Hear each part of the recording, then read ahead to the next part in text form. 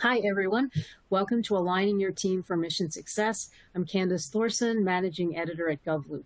In this session, we're going to build on the many wonderful takeaways we've heard today and talk about another really critical issue for supervisors, how to prepare your team to succeed. Many leaders have a really hard time setting expectations and frameworks for their teams. For instance, is everyone on your team moving in the same direction? Do you have clear expectations and deliverables?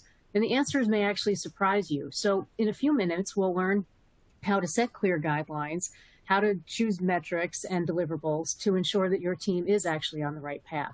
I have a few housekeeping items I need to run through. I imagine you're familiar with them by now. But if you're on Twitter, we'd love to know what you learned. So please use the hashtag NextGenGov to share your takeaways. We have resources for you to download, so look for them on the right-hand side of your console. We do have closed captioning, so if you want to access that, just look for the icon on the bottom right-hand side of the media player. Obviously, we don't want you to have technical difficulties, but if you do, just send us a message in the Q&A tab, and my colleague Julia will get your questions answered.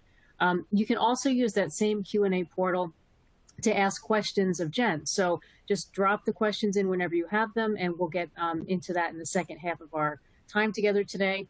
We also have an open chat available for you, so you can interact with other attendees by clicking on the blue group chat button that's in the middle of your screen. And we encourage you to do that. We definitely do want to hear from you. And if you missed something in this session or throughout the rest of the virtual summit, don't worry, check your inbox tomorrow because we're going to send you a link to the entire event. My last housekeeping item is that we are giving one CPE credit for your participation in the session right now. You make sure you take all the polls, participate in the entire thing, and then fill out the post-event evaluation form. You can find that form in the resource module on the console here, or you can go to back to the main environment in the resource center section. And we'll email you directly all the CPEs once we've confirmed you've met the requirements. So with all that out of the way, I want to introduce you to our speaker. Joining us today is Jen Noina. She is a design strategist and president of Technologists for Public Good. She's a human-centered design leader with expertise in digital product development, change management, and organizational strategy. And before that, she worked in the federal government with the U.S. Digital Service, where she partnered with other agencies to transform digital services and championed a people-centered culture. So without any further ado, Jen, the floor is yours. Thanks so much, Candace. It is so great to be here today. Like Candace mentioned, my name is Jen Noina, and I am excited to spend the next hour talking through some best practices to align your team for mission success. So let's get started. So we've all been here on a team where morale might be low. There might be a vision that hasn't been communicated. And as a result, the team might be disengaged. I have found that all of these have been especially true in our remote work environment and during the pandemic. And maybe you've tried a few different things to help fix these problems, and it hasn't worked or been well received. So whether you're a leader, an individual contributor, there are things you can do to align your team and create structure to help your team thrive. Because when teams are aligned, there are so many benefits. I'm sure you've all been on teams where this is the case. You are productive, you feel like you're part of a team that's also able to meet your goals, and you just genuinely enjoy the work that you're doing. And this is why I'll focus today on how to align teams. We spend so many hours of our day at work, and it makes a really big difference when you're aligned in what you're working on instead of being confused, frustrated, and let's be honest, sometimes bored. So like I mentioned, my name is Jen, and my background is in human-centered design. I am currently located in Brooklyn, New York, on land previously occupied by the Lenape, Rockaway, and Canarsie people. This slide shows a little bit about how I spend my free time, but professionally, like Candace mentioned, I've led design and product teams in and around government and in the private sector. Previously, I worked at the U.S. Digital Service, recently wrapped up a fellowship at Georgetown Community focused on community building, Georgetown University focused on community building and research. And right now I'm back in the federal government, helping teams build capacity in delivering people-centered services. For today's session, I'll use examples from my consulting work I've done over the past few years, where I've helped startups and teams strategize on how to execute their mission, and from my experience as president of a nonprofit called Technologists for the Public Good. We're a professional association for people who are reimagining how the government serves the public through data, design, and technology. We've got over 600 members with a variety of disciplines, from programs and policy to procurement and technology. And we are located all across the US, from the local and city level all the way up to the federal level. And before we jump in today, I want to caveat that I am by no means an expert at this work. And a lot of what I'm sharing today are just my experiences and what I've learned personally doing this type of work in my career. Feel free to use the chat to share a little bit about yourselves, like your role, your location, and what you're hoping to get out of this session.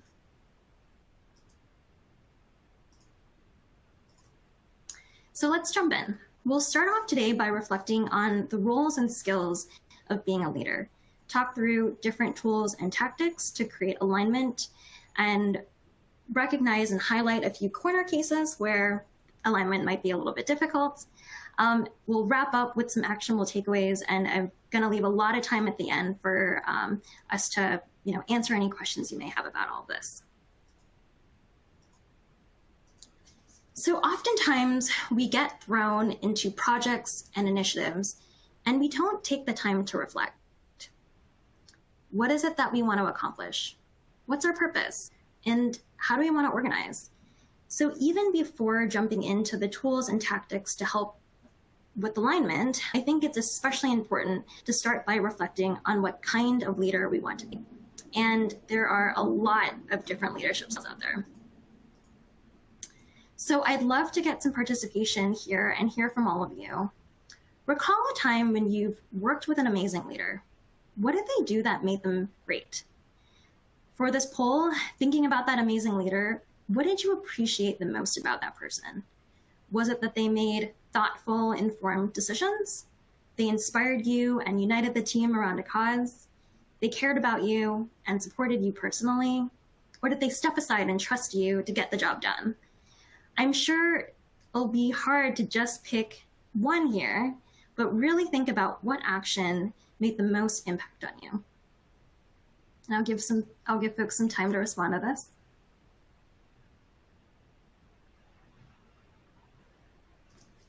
That's a really interesting question, by the way. I'm looking at it and I'm not sure what my answer is. Yeah, it is really tough. And I think we've all, I'm sure if we were to think about this, we've all had leaders that have had different flavors of this. So I'd be interested in hearing for folks personally what really made the most impact on them. We'll give everybody a few seconds. It takes a little while. There's a bit of a delay and stuff, so we'll take give people a little bit more time to answer. But I wonder if it actually depends on how far you are in your career. I guess that's how I would answer the question myself. It kind of depends on where I was. But I don't mean to jump ahead in your presentation. Oh, no, not at all. I think that that's super true, though.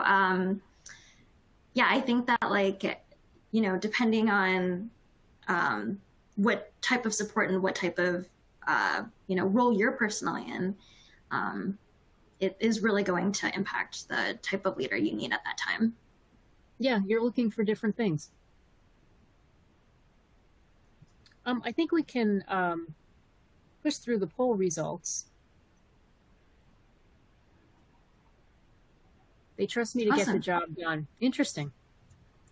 Yeah, thanks for pushing that through. Yeah, let's see. Trusting you to get the job done. Second up, caring about you personally, making thoughtful, informed decisions, and inspiration as the last one.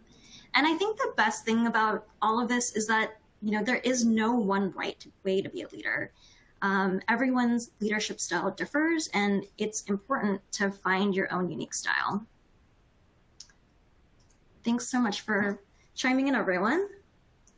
So I wanted to also say that I strongly believe that we are all leaders in our own ways, right? We all have the ability to influence, inspire, and guide, whether you're a leader in title or an individual contributor here looking to create more clarity and structure on your team. And so the methods I'm going to share today will work for everyone. And that being said, let's go through the 7 different aspects of the leadership spectrum. And I'll encourage you to take note on where you think you fall, because before you can really align your team, it's important to recognize what actions and behaviors you can leverage as your strengths. So first on the spectrum, on one end, are you the type of person who typically relies on your expert knowledge? Or on the other end, are you someone who typically learns new things as you go?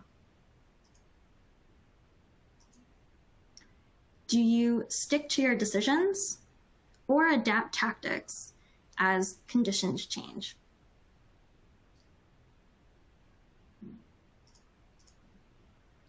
Are you focused on operations and processes and how things get done? Or are you the type of leader, the type of employee that seeks out the big picture and go high level? Yeah, I love all the participation in the chat here too. Do you find yourself directing people more on what to do or listening to their perspectives more?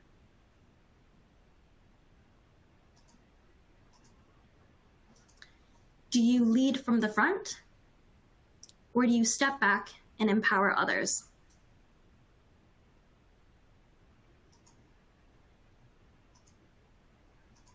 Do you follow your gut, or are you analytical and leverage leverage data in your decisions?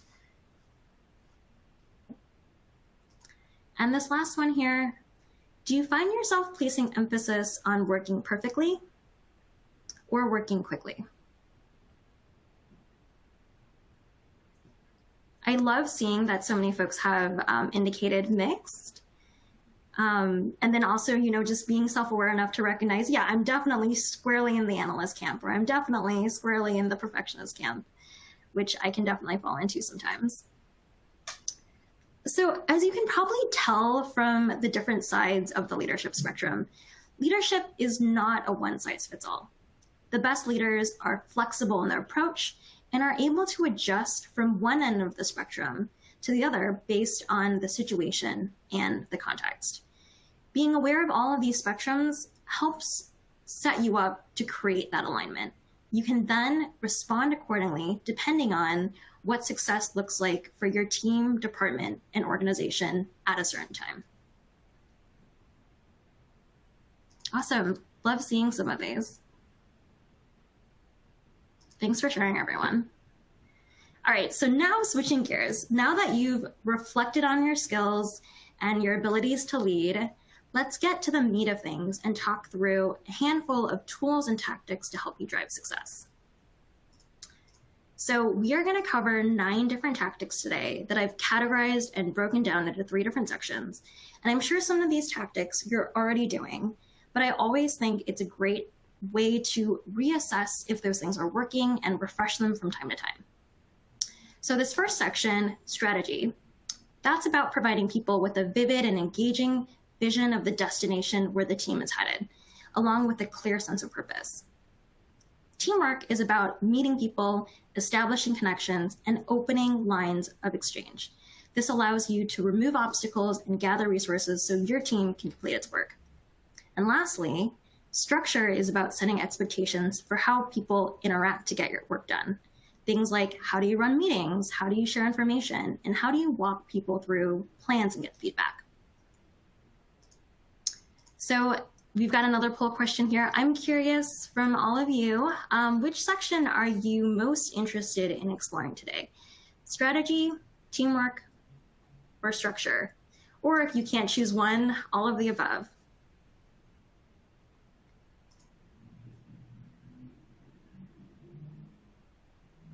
These questions are hard. I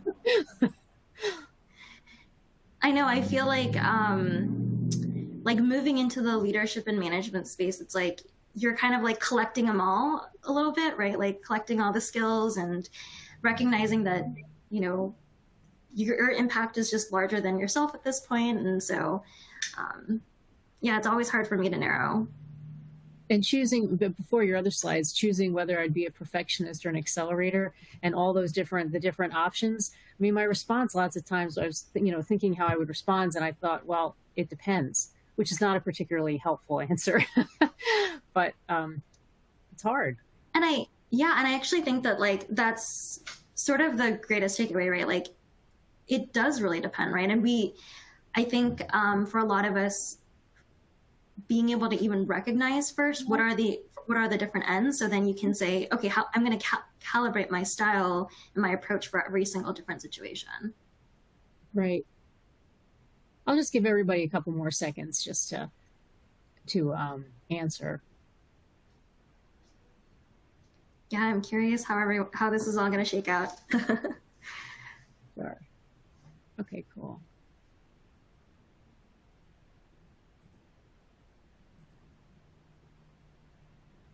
All the awesome. above. So yeah, this is helpful for me to see like which areas to focus on as we go through each section.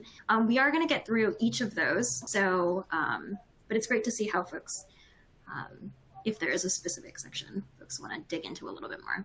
Thanks. All right. So one of my favorite things to start off with on the strategy side is to conduct a mission and vision workshop. So I typically like to leverage 3 activities, which I'll go into detail on. But the benefit of doing something like this is really to put everyone's thoughts on paper and really see everyone's perspectives. So here in the lower right-hand corner is the output of one of the sessions I conducted with the client. So for this specific client, they were a new startup. Their founder was brand new to leadership. And to be honest, he personally didn't see himself as a leader and was very much more democratic in style. So people would go to him for direction, but he'd end up pushing decision-making down to them. And so this team asked me, or this organization asked me to come in and help them figure out how to productize their service. And I spoke to their staff and customers just to get a sense of what was going on. And in short, ultimately, it boiled down to there was a lack of vision, which I find is very common for these new leaders. So as a result, I helped facilitate a road mapping exercise for their leadership. So this was a small workshop with just the founder, their head of engineering, their head of operations, and their head of client services.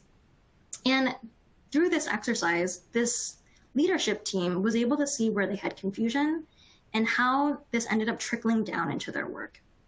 So afterward, I debriefed with the founder, and he told me that going into this, he felt that a good leader should have all the answers up front, right? Like that was what it meant to him to be a leader. And that this exercise completely debunked that myth. And he recognized that sometimes what an organization like his needed was a leader who could get feedback from everyone to ensure voices were heard, to get everyone on the same page, and to make the right decision. This exact aha moment was something I was hoping he'd realize, and really, I think, one of the benefits of doing an exercise like this. So how do you run one of these sessions? So I recommend carving out 2 hours and inviting your entire team to participate. This doesn't have to just be on the leadership level. I run sessions like this for teams focused on smaller programs and projects as well. So we start off by looking out to an ideal 5-year roadmap. Each person should have a section individually to write their thoughts for what they think the team should be doing today, in 6 months, in a year, in 2 years, and in 5 years. They should also take a step at how they think success would be measured for those goals. Once folks have had, the time to individually brainstorm, give everyone a chance to review each other's. And then I typically like using stickers, but folks also use markers. Have everyone mark the ideas that resonated with them the most. This really helps the team prioritize and mix and match between everyone's ideas. And so once this is all done, we get together and discuss as a team what came out of this activity and how it could help the team moving forward. So the goal here isn't necessarily to create this 5-year roadmap, but it's really to get a sense of how everyone envisions the future of the team. So the second activity in a workshop like this is called What, How, Why. Similar to the first activity, you give everyone some time to come up with their thoughts, review and vote on what resonates, and discuss the takeaways. For this activity, folks will answer 3 questions. 1, what does the team do? 2, how does the team do it? And 3, why does the team do this work? So ultimately, what is the purpose and what value does the team have? And last but not least, we wrap up the workshop with a values activity that can help identify what values are important to the team. These can be things like, we are data-driven, we are focused on the customer, we are transparent, and so forth. Again, start by individually taking time to document 5 potential values. This individual activity piece helps ensure that everyone can gather their thoughts before jumping into that discussion. And then again, you'll review, vote, and discuss. And what I find is once you've wrapped up the workshop, you can take all of the information that you gathered as inputs into your team's immediate mission and vision and start to socialize and get buy-in from the rest of the team. So this was an activity that I've also run for my team at Technologists for the Public Good. And it was one of the ways we ultimately ended up rallying as an organization around a broader goal and gave purpose to our team and why we do this work in the first place. All right, on to tactic 2. So also at the strategy level, one of the things that I've seen teams struggle with is how they prioritize their work. Oftentimes it's based on subjective opinions of what folks think they should do, or teams getting so much work put onto them that they get pulled into so many different directions. And I find that prioritizing your work and then continually communicating what you're working on as a team helps carve out the space for you to focus on the work and shield you from the many things that might be coming at you all at once. So it's important to make sure that you're working on the right things that are going to make an impact. And so I've picked 3 prioritization methods that I've personally found most effective in doing so. To me, the best prioritization method depends on the project context, the team culture, and also the success criteria of the project. So leveraging one of these methods will also help make sure that you are prioritizing your work objectively rather than subjectively. All right, let's dig in.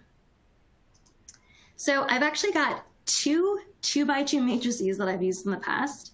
This first one is by importance and urgency. So you essentially map your work tasks by how important and how urgent the task is. Depending on which quadrant it falls into, you then have a delineation of what to do, what to decide on later, what to delegate, and what to delete or deprioritize for now. The second one is by impact and effort. So you map your work tasks by the impact. Usually my measure for impact is by the value that I'm delivering to our customers. And then on the other axis, you are determining the level of effort the task is going to take. So here you can then identify what would be a big bet, right? Something that's really high impact, but is going to take a lot of effort to pull off. And then your quick wins, a money pit, and what to potentially fill in later to work on later.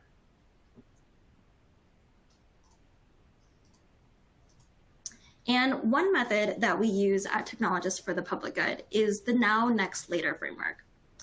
So we typically bucket our work items based off of short-term, medium-term, and long-term. And we work on immediate tasks that have been fully defined and that we have a clear understanding of. Sometimes these things in the now column might be to research or get more information for things in the next and later columns as well.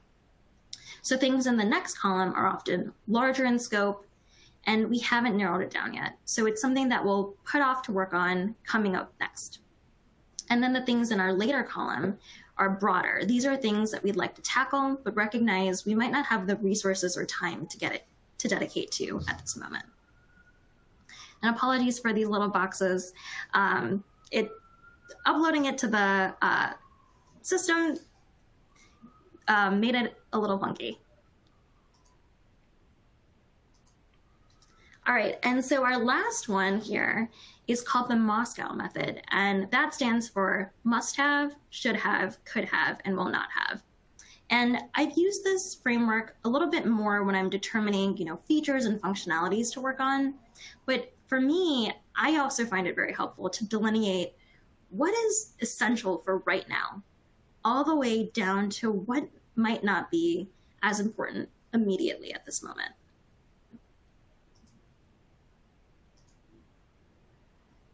All right, and if folks have questions, feel free to pop them in the Q&A. We'll get to them when we've gotten through all these methods. And like I said, we're going to be leaving lots of time at the end to answer any questions you might have. So throughout all of this work, it's important to continually reflect and check in on what's working and what's not working so you can continue to adjust and improve. I find it works best to have monthly or bi-monthly retrospectives as a team to speak candidly. So again, I start by having everyone document either before the meeting or during the meeting, carving out 10 minutes for folks to write down their thoughts. These are typically what went well for that past time period that elapsed, what can we do better, and how might we be able to improve. Once all of that is written down and documented, again, we review as a team what everyone wrote and then vote on the ones that stood out. And of course, we discuss and prioritize and ask questions when we've got this all documented. And one of the things I want to call out here is that it is important to document what makes sense as a next step for the team. So I've definitely had moments where my team came up with a bunch of great ideas, but realistically, we couldn't do some of them due to constraints or other reasons. This always happens, right? There are always so many ideas, but we can't get to everyone. And I think it is important to recognize that even though we've identified these actions and we can't do them immediately, that doesn't mean that we won't potentially incorporate these changes going forward. So this framework here is really about creating that feedback loop for the team.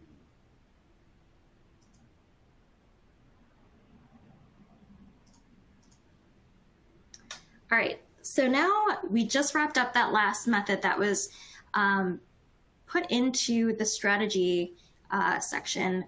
We're switching over to the teamwork section now, and the methods featured within teamwork are all about creating really like psychological safety and trust within the team itself.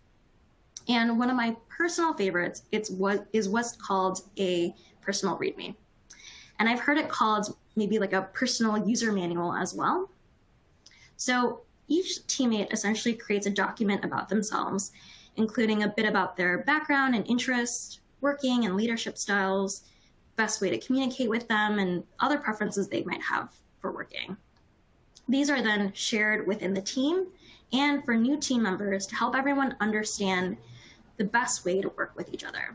And I personally find that these personal READMEs is one way of setting that intention to be inclusive and recognize that there are lots of different ways that we each approach work, and respecting those.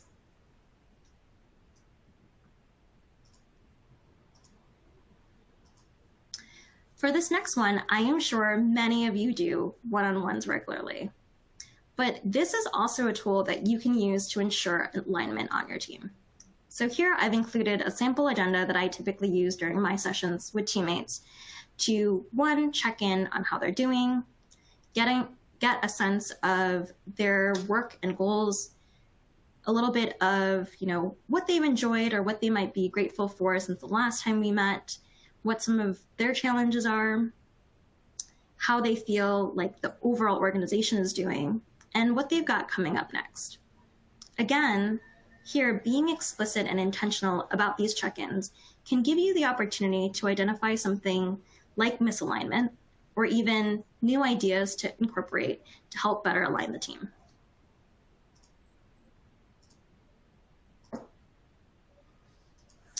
And lastly, for teamwork is something that I think is very much a love or hate thing. Team icebreakers. So to be honest, I find that the best environment to get everyone aligned requires getting to know each other beyond our work. And icebreakers is just one way to do so. I'm going to say I'm not a fan of trust falls or anything like that. Everyone has their flavors. But I found that simple prompts like the ones listed here can really go a long way, right? So what's your favorite food? For me, probably a tie between anything Mexican and sushi. What is your dream vacation? Well, it really would have to be something like an around the world trip. I've always wanted to visit every continent. And lastly, what's your personal mantra or favorite quote? I'm sure we all have so many, but one of my favorites is from Einstein, the classic, everybody's a genius, but if you judge a fish by its ability to climb a tree, it will live its whole life believing that it's stupid. So as you can see, these prompts can go a long way. I'm sure all of you now feel like you know me a little bit more just by sharing some of those things. And if you want to share some of these answers in the chat, feel free to.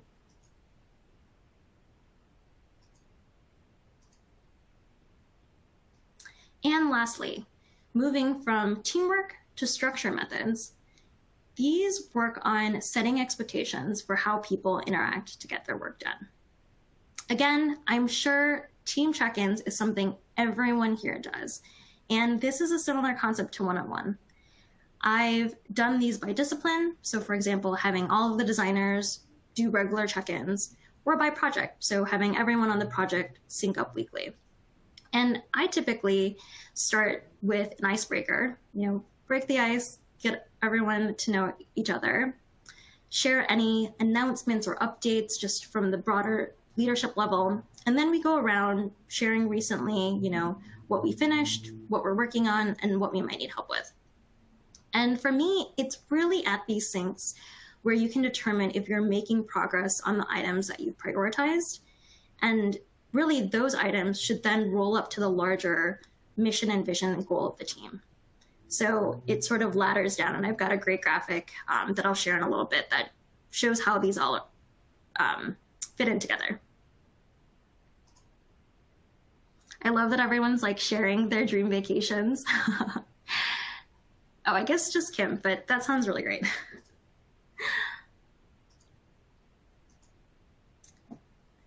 All right. And to ensure that everyone on the team is successful, it helps to get together and do a roles and responsibility exercise where you determine really who does what on the team. So I start by creating a shared document for everyone on the team to jam on. And everyone puts their role down in the first column. So if there are some folks who might have the same role, multiple program folks, multiple project managers or something like that, you don't need to add that role multiple times. They would just fill out the columns for that row together. So once those roles have been identified, everyone then writes what they think others are responsible for in their roles, as well as what you think you might be responsible for in your own role. And if you think of responsibilities that the team should do or currently does but isn't assigned to any role or person on the team in particular, write it in the unclaimed responsibilities column. When everyone's done, come back together to discuss. And at this point, this is where you can identify any discrepancies, any resource needs, and next steps. And I find that it really helps to, codify these roles and responsibilities on a separate document. So then going forward, everyone has clarity in what they're each working on. Ooh, some fun quotes here.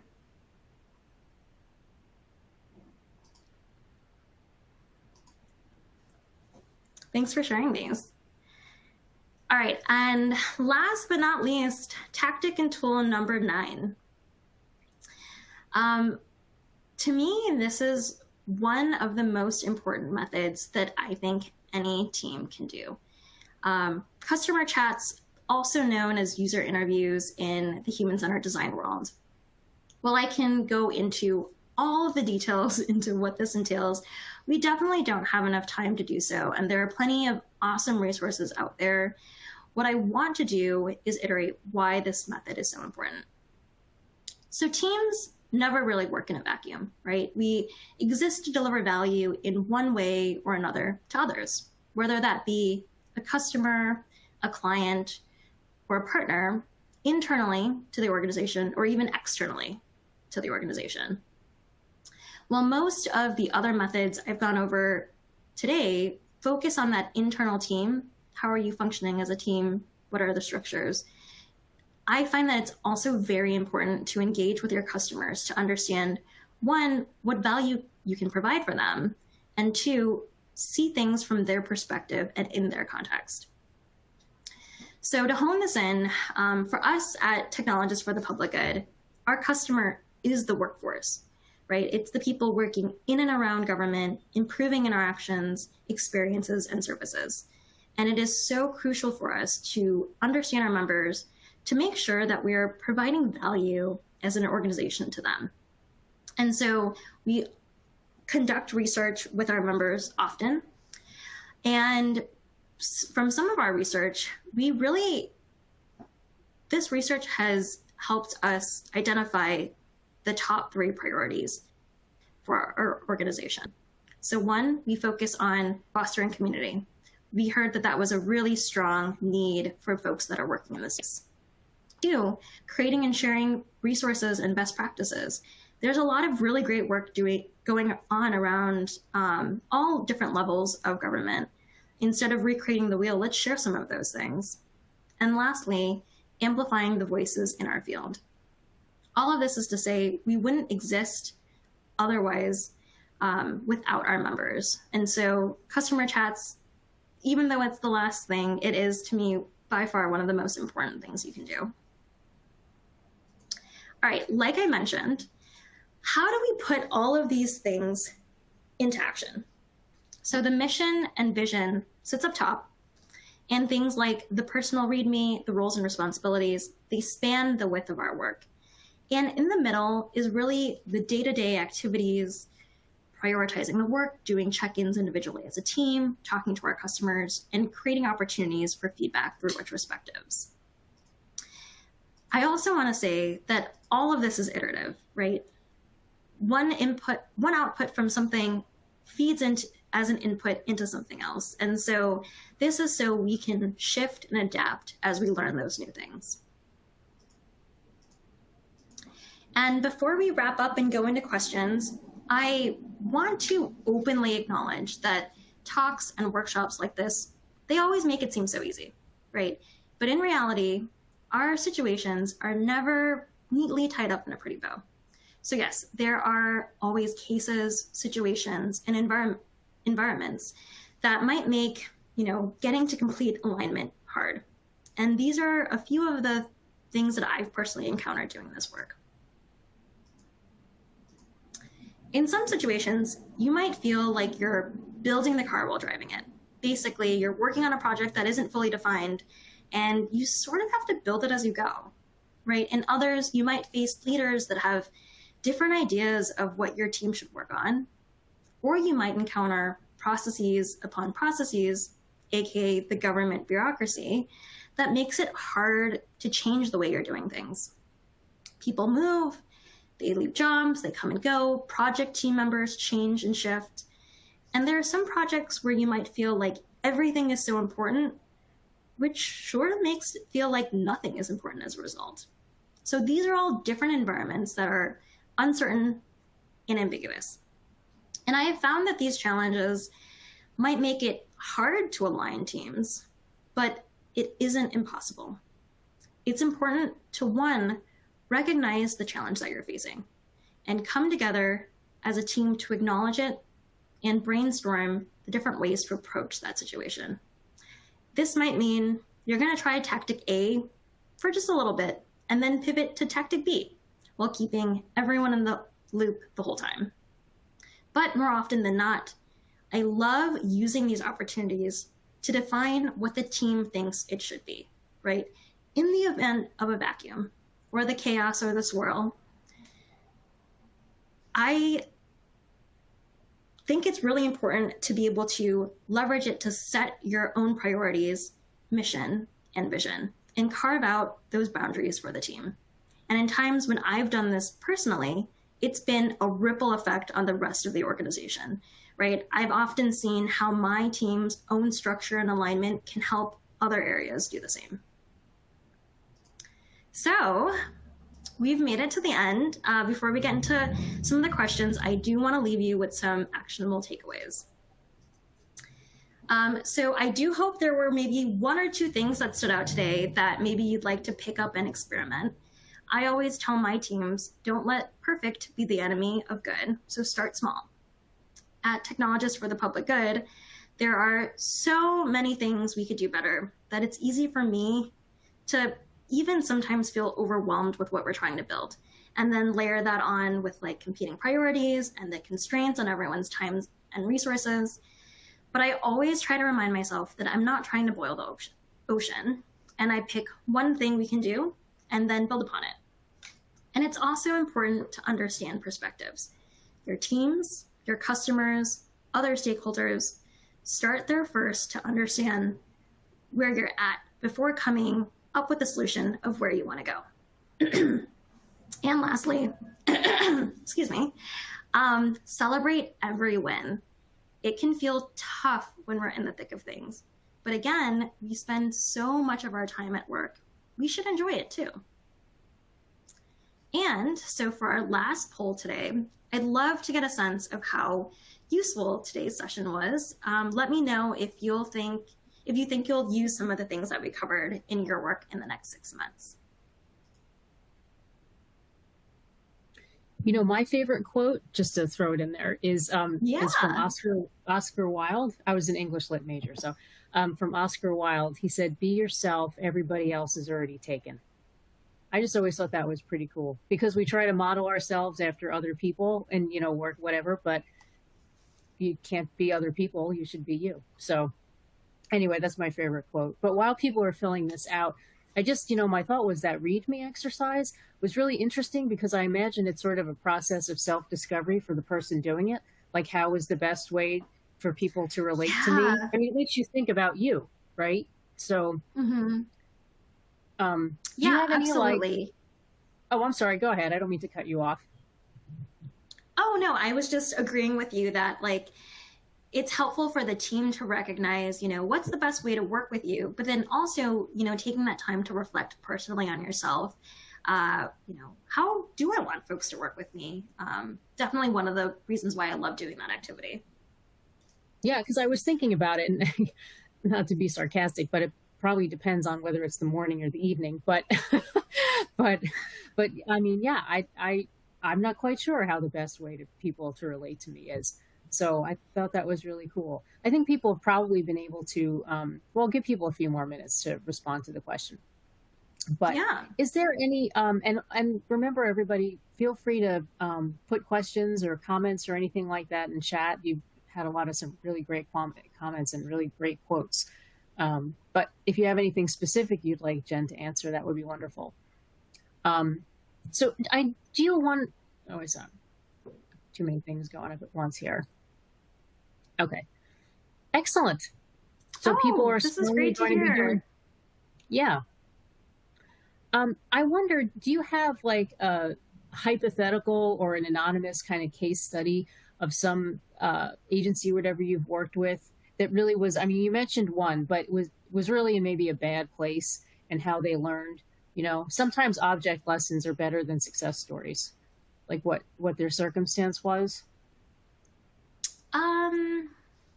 Yeah, I mean, I feel like I've been in a lot of chaotic environments, and where, you know, I've come into teams where folks are pointing fingers at each other saying, it's that team's, you know, responsibility. No, it's that team's responsibility. And no one's taking ownership or anything like that.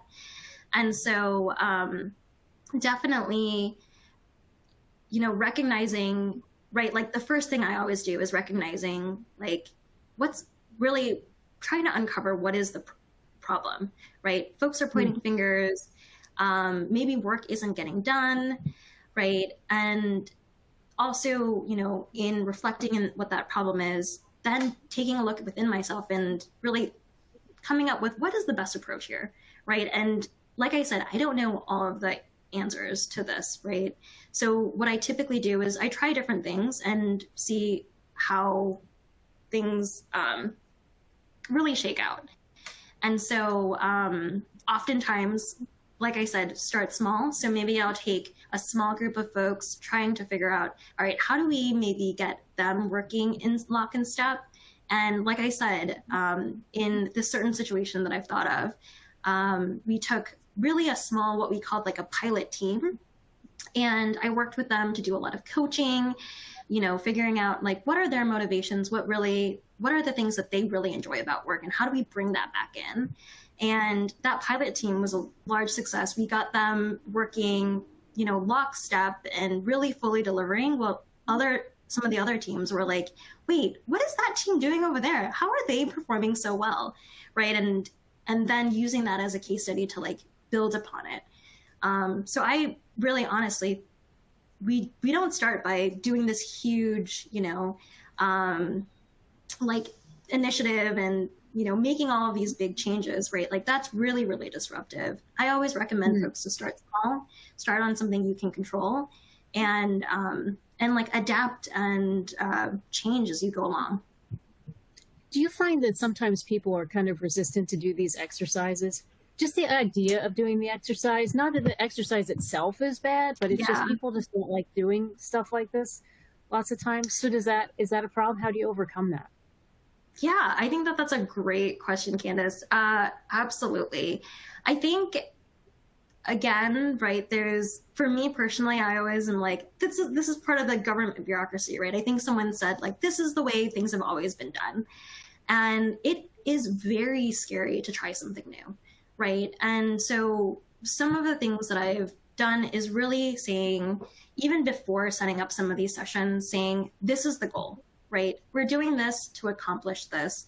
We recognize, and like recognizing that we're only doing this to address an issue that we see, right? We're not doing this just in a vacuum, right? It's in response to something that's actually happening. And again, I will probably say this multiple times, but just starting small, right? Hey, we want to just carve out 20 minutes to try this activity. And, being really open about it and saying, this might feel weird. It might be really foreign, but like, let's try it together, right? Like, let's experiment. And what I find is, I think most people are pretty excited to try something new, but then they look around and they're like, how is everyone else feeling about this?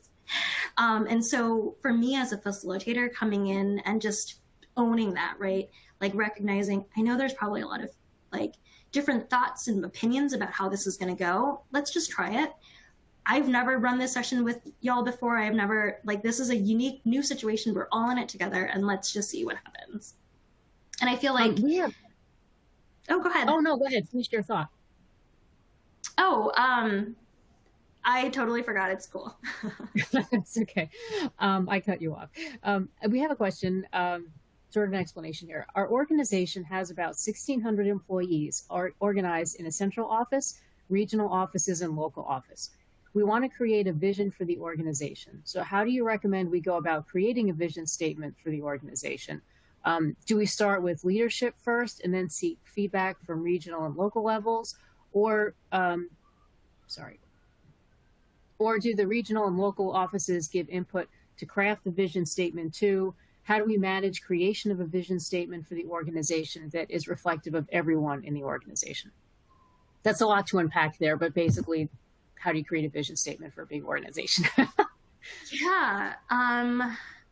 We definitely went through this at Technologists for the Public Good, right? Like I said, we're 600 members strong, plus we're constantly adding new members. And I think it's really important to understand, again, where are you starting from, right? Understanding, and I love that you've recognized that it isn't just about leadership, right? It's about understanding what's happening at the local offices, what's happening at the regional offices. And I think that, one of the ways I would go about doing this is really starting from those chats, right? going to these offices and understanding, what do you like about your work? Where do you think the organization is going? Where would you want to see the organization go, right? Maybe getting, a handful of like 5 to 10 different individuals sprinkled across all of the different regions and locations, and using that to be your starting point to help build in what a potential vision could look like, and then doing, synthesizing that, understanding what some of those, top priorities are, what some of those findings might look like, and then bringing it up to leadership and saying, hey, this is what we've heard, having that in your back pocket, and running a session like the mission and vision session with leadership to really help them get all of their thoughts on paper as well. And so it's a little bit of like doing both and then kind of meeting at the middle. And once you've got something, I would recommend, a draft of anything, share it as soon as you do, right? And be really transparent about this. I find that, opening it up and saying, hey, as an organization, we are going through this transition. We are trying to figure out what our vision is going to look like in the next 5 years. And employees will just raise their hands, right? Like we've had members raise their hands and say, hey, I'd love to chat about this. And so, making sure that you're open and transparent really goes a long way. And you can start to then refine, get feedback on, initial draft, and start to like narrow down that path into a straighter line.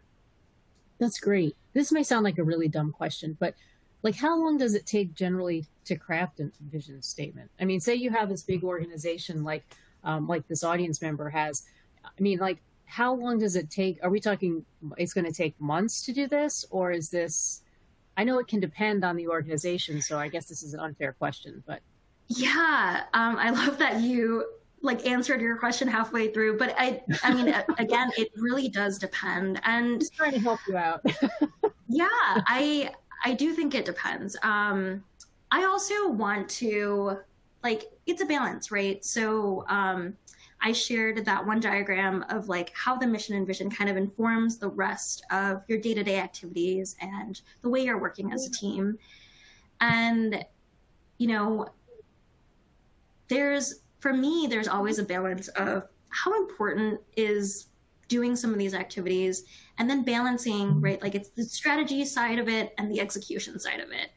And so I typically, especially when we were for Technologists for the Public Good, I wanted it to be a little bit shorter, right? We took maybe a month or two to really jam together, meeting regularly to figure out what that looked like. But I prefer to get it out there and start doing. And so once you've got it, it's great to then recognize that this is always going to be in a work in progress, right? And organizations, I mean, if we look to the private sector, organizations pivot all the time, right? You might have one vision today, but in 3 months, in some industries, that vision might not be applicable anymore, right? And so it is important to recognize some of those external forces as well when you're crafting these things, and being really open to saying we can, pivot and shift as we need. That's actually, you just raised a good point. Like how, because agencies, private industry and stuff, they have to reevaluate their vision statements and their mission periodically. So how do you know when you need to do that? Like how do you know that you're like not on track anymore? Yeah, I mean, I think it is important to be proactive a bit about that. What I typically see is organizations let it get to a point where there's misalignment all across all of the different levels. And then they get to that point where they're like, okay, maybe we should start revisiting, like, what is it that we do, right? Because we're not aligned as an organization. So that's sort of like what I've seen organically. What I really recommend is, for me as a leader, just really having a pulse on what's happening, right? Again, I'm going to reference my organization, Technologists for the Public Good. We have been around for a year now, and at that year mark, I took a look at all of the materials that we put out, what our initiatives are, and I come together as a board, or I bring together my board, and we talk about, does this still work for us, right? And we try to do an activity where we, again, like a larger retrospective, where we're like, what did we accomplish this last year? We're trying to get into the cadence of, let's start publishing some of those things. Right now, we've got lots of competing priorities and times constraints on our time and resources, like I might have mentioned. But activities like that, where, I think, at the end of the year, it's a great time to take a look and ask yourself those questions. And it's hard because sometimes, like for us as a professional association, really trying to, shape and structure the field a little bit differently, that's going to take years for us to do. So we can't really measure, in this year, let's completely change our entire focus and do something completely different. Sometimes it is going to take that 5-year or that 10-year to really see a field shift and grow. So it's balancing all of those things. It's lots of balancing things.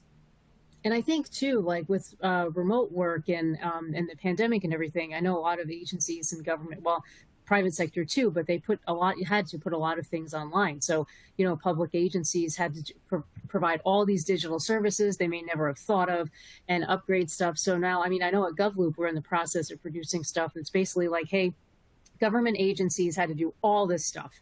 So now it's time to step back and say, like, did it work? Are these great digital services we created, are they actually being used? How can you improve stuff? So that's the same kind of thing, like, stepping back and reevaluating. I think that's true for your personal life. It doesn't even have to be work or government, but it's always a good idea in life to just sort of reevaluate, am I on track? So that's a really good point. Unfortunately, we're out of time.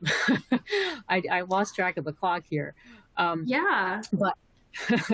I just wanted to thank you so much, because I think, based on the comments and everything, there's some really actionable things that you provided, the worksheets and things. And I know people expressed interest in downloading your PowerPoint presentation. So that's going to be in the resource console. So definitely do that. And I just want to quickly thank our 2022 NextGen Partner Alliance for helping out with today's summit. And just a couple of quick reminders. Don't forget to fill out your CPE evaluation form in order to get your credit. And also, if you haven't gone over to the exhibit hall yet, go do that and check out our booths. There's information and resources there. And then lastly, our closing keynotes are going to start at 3 p.m. Eastern time, so not too long from now. And you can access that session by going back to the main environment and just clicking on the conference hall section. And the topics are going to be setting effective boundaries from work life to home life, which I think everybody is trying to do, and about how to truly inspire your team. So thank you so much, Jen, and thank you everybody for being here. Thanks so much. See you later. Thanks.